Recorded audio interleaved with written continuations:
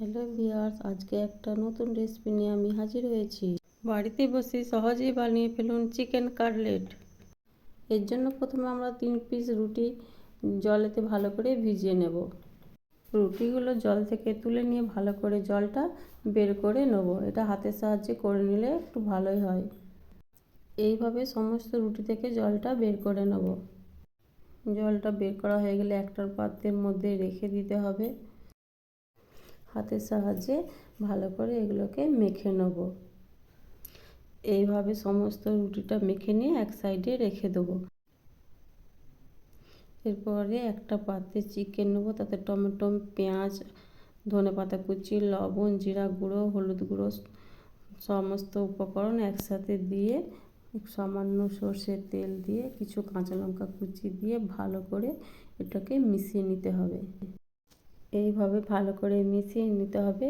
মিশানোর পর ওটাকে রেস্টে 10 মিনিটের জন্য ঢাকা দিয়ে চুলার পাশে রেখে 10 মিনিট পর এবার ঢাকনা খুলে ওর মধ্যে 1 চামচ আদা বাটা দিয়ে দেবো। এরপর আগে থেকে মেখে রাখা রুটিটা দিয়ে ভালো করে মাখিয়ে নেব। এরপর কিছু টোস্ট বিস্কুটকে ভালো করে গুঁড়িয়ে নেব। গুঁড়োনো ওই টোস্ট বিস্কুটের গুঁড়ো 1 চামচ ওই মিশ্রণের মধ্যে দিয়ে দেবো। টোস্ট গুঁড়ো দিয়ে ভালো করে মেখে নিয়ে কাটলেটের আকারে শেপ দিয়ে ওই বিস্কুট গুঁড়োর মধ্যে কোট করে তারপর কর্নফ্লাওয়ারের মধ্যে কোট করে নেব। কর্নফ্লাওয়ারের মধ্যে ভালো করে 2 পিঠ কোট করে আবার টোস্টের গুঁড়ো ভালো করে মাখিয়ে নেব।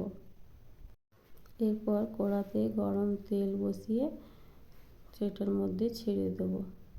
এইভাবে কিছুক্ষণ কম আঁচে ভেজে উল্টে দিতে হবে। এপিঠ ওপিঠ ভালো করে ভেজে নিয়ে গরম তেল থেকে তুলে একটা প্লেটের মধ্যে রেখে দেব। এই একই পদ্ধতিতে সমস্ত কাটলেট ভালো করে ভেজে নিয়ে তুলে নেব।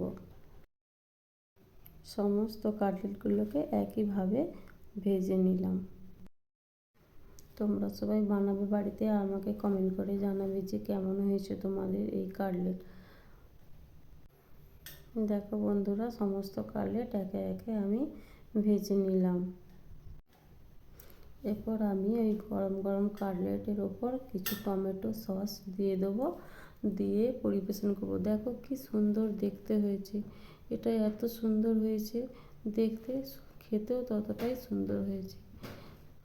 আমি তো বানিয়ে নিলাম, আপনারাও বানাবেন এবং কমেন্ট করে জানাবেন ভিডিওটি কেমন হয়েছে।